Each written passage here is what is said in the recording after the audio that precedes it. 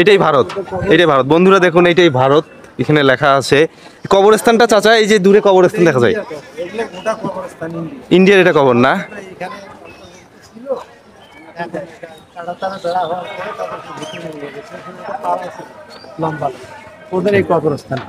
ঠিক আছে, ভালো থাকবেন। হ্যাঁ, আসি, আসসালামু আলাইকুম। বড় খাতার বড় মসজিদ নামটি যতটা সাধারণ শোনায়, এর ভিতরে লুকিয়ে আছে বিষম্যকর ইতিহাস।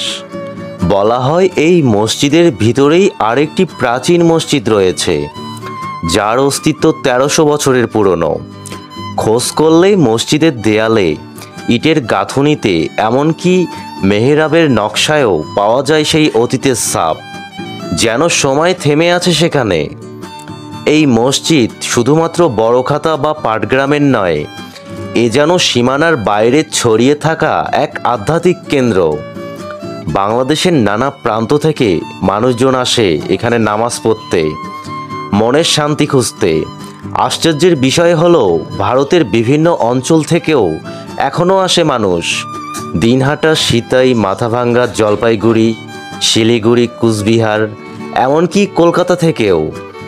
একসময় তারা পাসপোর্ট ছাড়াই চলে আসতো, মসজিদের অঙ্গনে একসাথে মিলিত হতো।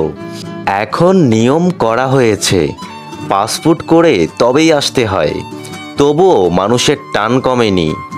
এই মসজিদ শুধু নামাজের স্থান নয়, এ এক মিলনের প্রতীক, ইতিহাসের সেতুবন্ধন।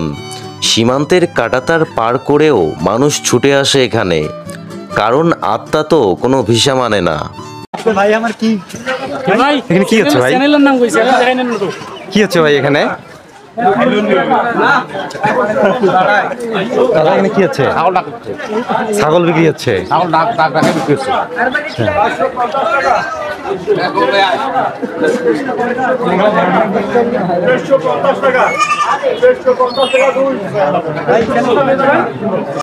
বন্ধুরা এই দেখুন, এই যে তবরক বিতরণ করা হচ্ছে। অনেক মানুষ তো ভাই।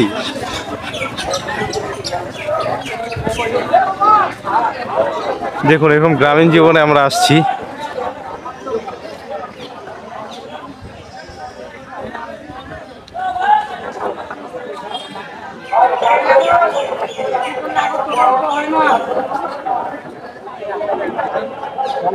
সব টাকাই যাইবে, সব টাকাই পাই।